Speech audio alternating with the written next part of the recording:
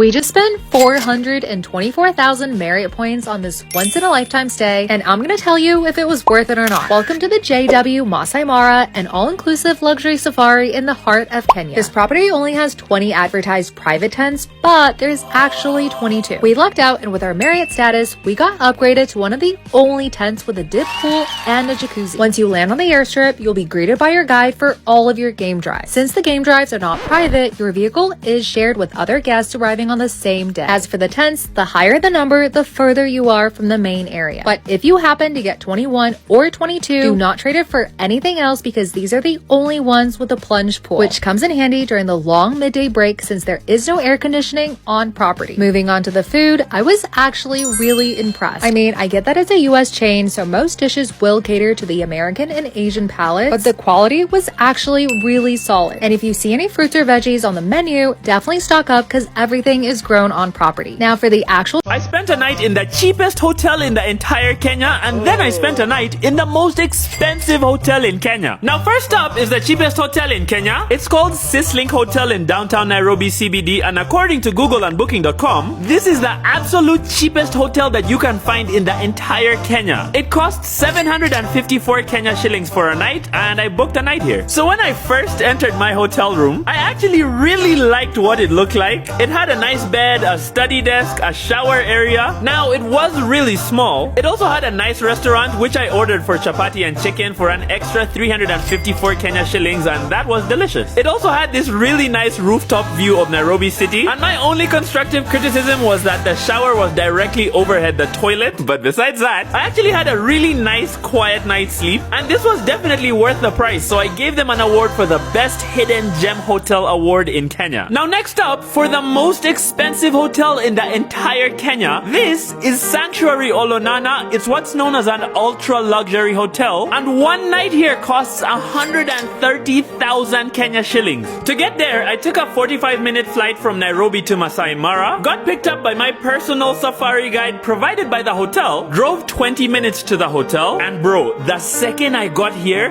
the air was different. It just smelled expensive somehow. They welcomed me with a traditional Maasai song played on a flute. Now what's crazy is this whole hotel is super private. Like the entire place is hidden inside of a thick jungle of trees. So if you're looking from above, you might not even tell that there's anything here. And what's even crazier is this entire hotel is right next to the Mara River. I'm not even sure how they built this place. When you're here, it kind of feels like you're in a James Bond movie. So I went to check out my hotel room for the first time, and bro, this hotel room is the craziest room that I've ever seen in my life. Firstly, this hotel room is more like the size of a whole house. It had a massive bed. I didn't even know that they make beds this size. It had a sunken living room, a study area, a makeup area, an open bathroom with one of those giant triple shower heads that go off at the same time. I really like that. It also had a private garden, a private bathtub, a patio area with another bed, and the best part is even the hotel rooms were right next to the Mara River. So the view and the sounds are so tranquil. I spent a night here and it was absolutely magical. The next morning, I went for a private game drive, which also came with complimentary snacks like oranges, muffins, cookies, tea, which really would be meant for like 4 people. I saw a bunch of animals, which was really surreal. After which, I went for my own private breakfast in the middle of the Masai Mara in the literal bush. It was a 5-star bush breakfast with a private chef and game rangers. By the way, the hotel would literally make anything you wanted to eat, like literally anything. Like all this food was just for me, and it was so good and fresh, and so was the lunch and dinner. Also, every single meal was 3 courses including starters, main course, and desserts. Also, I really don't know how to explain it, but the customer care here was absolutely ridiculous. Like anything that you wanted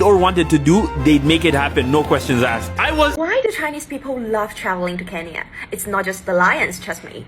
First, super easy to get here. There's a direct flight from Changsha to Nairobi. Only 10 hours, boom, Africa. Just like that. Second, visa, also easy. Just apply online, $30, ETA approved, and you are in, no stress. Third, wildlife we can't see in China. Lions behind the car, giraffes at your window, zebras blocking the road. It feels like walking into real-life Nat Geo. Fourth, the weather. Kenya is cool, fresh, dry. Coming here feels like switching on natural air conditioning. This is one of the most magical places in all of Africa. Let me show you. So first of all, I had to be extremely quiet when I entered this random hut, and after I walked down a long underground corridor, I was asked to take off my shoes to further eliminate any potential noise. I then entered a room which really didn't look like much until I realized I was in the middle of a safari park watering hole. This is in fact a hideout where you can be right next to the animals because they don't know you are there at all. You can open the windows, be splashed by a baby elephant, take photos and videos up close, and if you stay super quiet, the animals will have no idea. It was honestly one of the most magical moments of my life. They even had some sort of surveillance system and a coffee station and beds if you're waiting for lions at night, for example. And if you want to experience this super rare place, you need to book yourself into Soroi Lions Bluff Lodge in Kenya's Tsavo West. This is my third time in Kenya, and this time around it's my fifth week here that I'm wrapping up. And I just have this burning question in my mind that I have to ask. Why isn't Kenya romanticized? It's really sad to see the picture that the West paints to its people, specifically like the United States and Europe, of sub-Saharan Africa, and I don't want to say specifically Kenya, but because it lies within that, I'm going to say specifically Kenya. But being here, it really changes your perspective on things. One, how we define happiness in the West versus how happiness is defined here. People are just so friendly and so happy and so rich in so many different ways. The food is amazing. The people are beautiful. They're intelligent. They speak multiple languages. The beaches are to die for. The landscape is incredible. The art scene is buzzing. I just went out last weekend with a new Kenyan friend. Shout out to you, Tracy, for a great weekend. And saw that there's so much going on in that space too. I could go on and on with the list. But it's sad that like Kenya isn't romanticized. And why is that? And I started thinking, you know, when you think about the continent of Africa, and more specifically sub-Saharan Africa, there aren't any countries that are romanticized. You look at Egypt, Morocco, South Africa are all non-black populations or have a substantial white population, which automatically is going to mean that it's romanticized by the West. And that's super frustrating. But Kenya is so much more than just a safari. And the most people that come here are coming for the safari. It's like, why aren't you coming for the food, the people, the beaches, you know what I mean? The products here are immaculate. I mean, my friend has had all of her stuff made, handmade by, you know, Kenyan artisans and furniture, just beautiful quality. Why am I not seeing Kenya on the international stage, the global stage, like made in Kenya? I'm not seeing Kenyan restaurants. I'm not seeing anything, you know, Kenya or in general, sub-Saharan Africa. I mean, I know the history is ugly, but like, I just have this burning question, like, what is it that has to be done? I would love to hear what you guys think to bring Kenya and sub-Saharan Africa to more of a global stage. Because, I mean, it's got... Iraq, Kenya, Costa Rica, Южная Африка, South Africa, Mexico, Австралия, Australia, Объединенные Арабские Эмираты, United Arab Emirates, Соединенные Штаты Америки, United States of America. Waafrika kujeni hapa, tujishike masikio tena. Yes, neocolonialism is back. And do you want me to tell you how it's coming back? It just built itself a 5-star safari camp in the heart of the Mara. And do you want me to show you how our leaders are collaborators? You remember collaborators during colonialism? Yes. It's just that now they're more advanced. They even wear suits. But then again, look at how they're dressed. They camouflage. And again, they look just like the people. This is a betrayal of the Maasai people.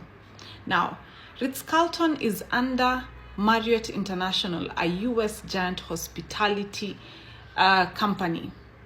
What about the land? What about the agreements? What about the political insulation?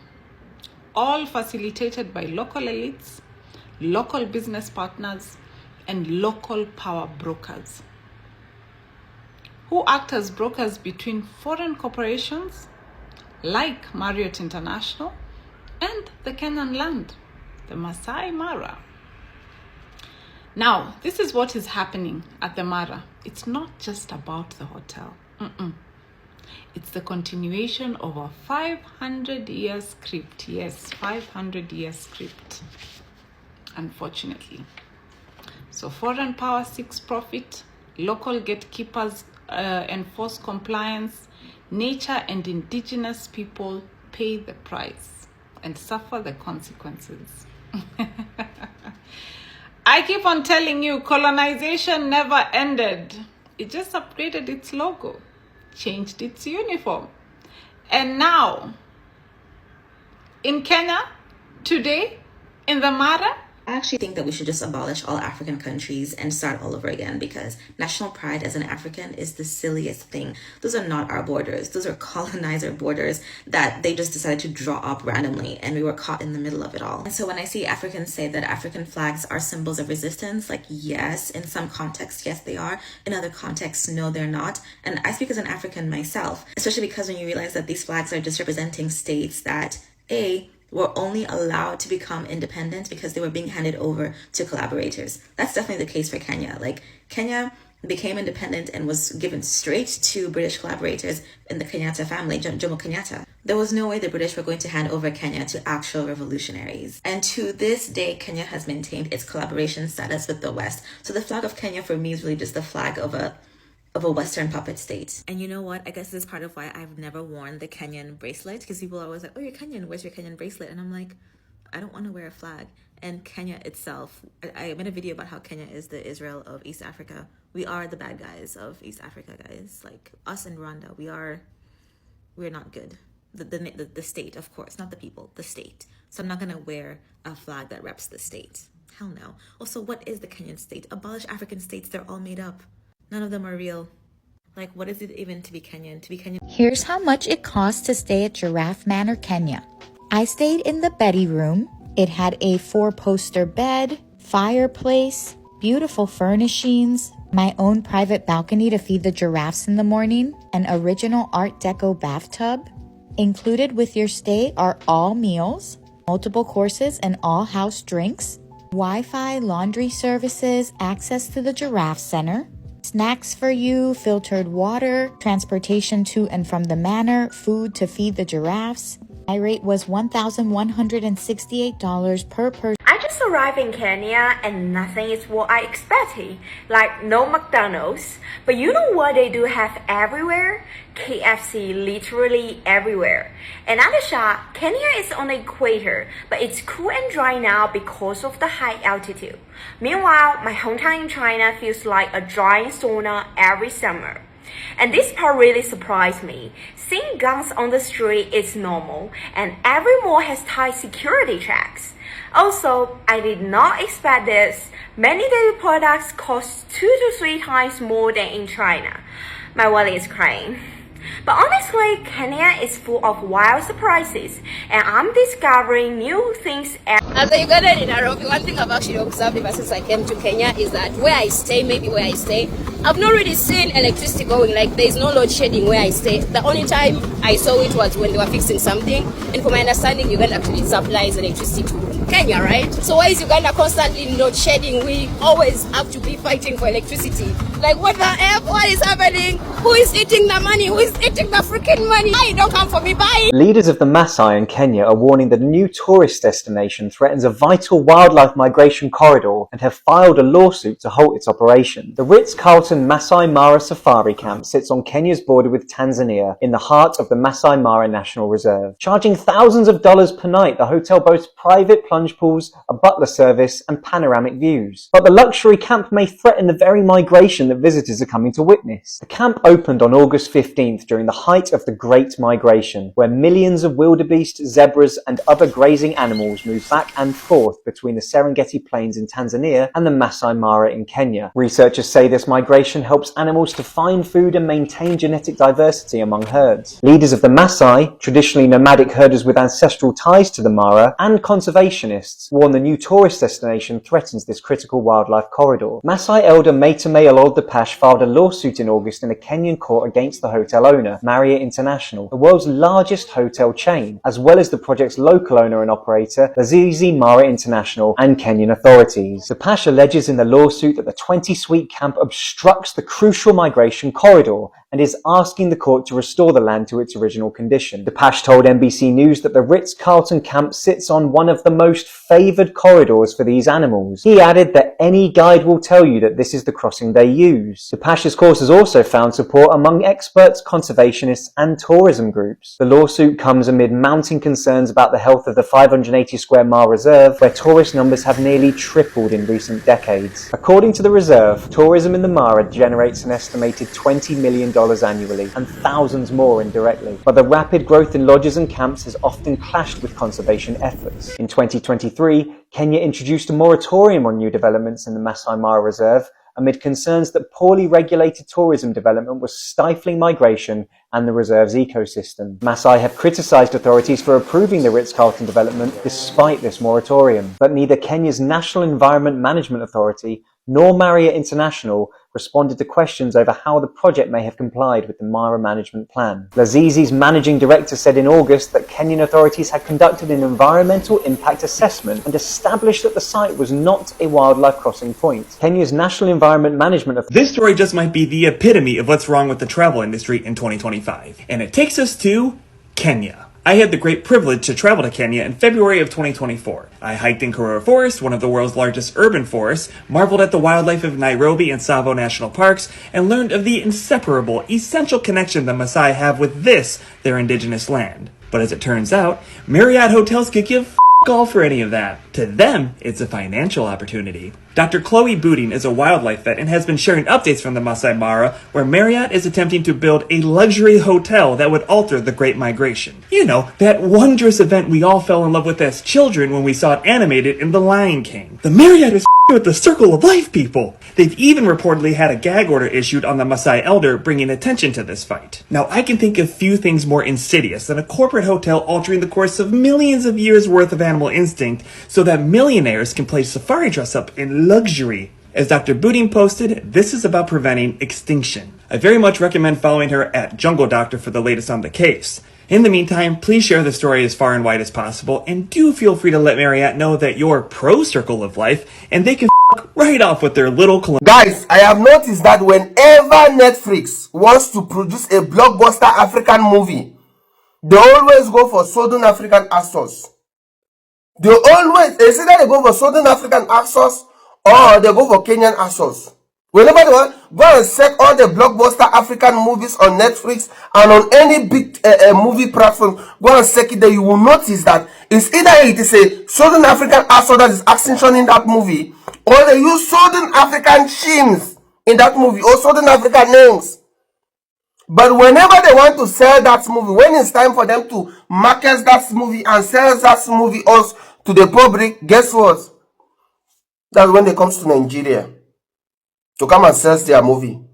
So now they are using Nigeria now to make money, but they don't want Nigerians to make money from them. Because I've been asking myself, with all the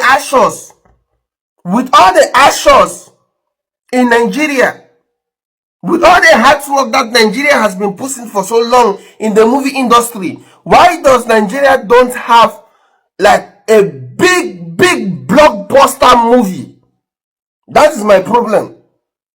Why does Nigeria do not have a big blockbuster movie? Maybe, you know, they have had, I think, one or few drama movies. Why does they have big blockbuster African fighting movie?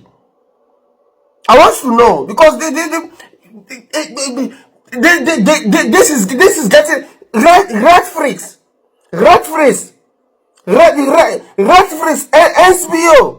What do they call it? Amazon Prime. I'm calling other people out. It's time to stop this nonsense. This is cheating. This is stealing of one's fundamental rights. You are cheating. Every time you want to go and give money, you go and give money to my enemy countries. You visit my enemy countries. You pay them to produce this movie. When it's time to share it, you don't come to you come to Nigeria now. In fact, I've made up my mind. He said I will either sue Netflix or accept Netflix to my traditional court. They have to stop this nonsense. I will sue Netflix. If I cannot sue them legally, I will sue them traditionally. Refractionary people. If you people know what is good for you people now, you better stop this nonsense. You better start producing blockbusters movies with Nigerian actors. You better do it. If you don't want to have the wrath of my stepmother, I'm a very, very dangerous man.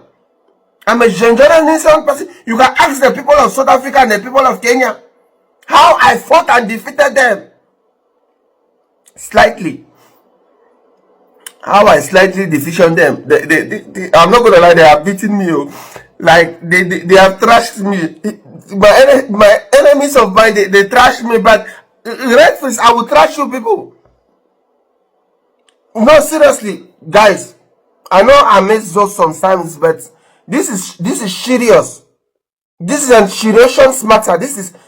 It is something that really pains me a lot. It chips down my soul. I see the love of Kenya, but Donald Trump, he said he don't want to see Africans in United States of America.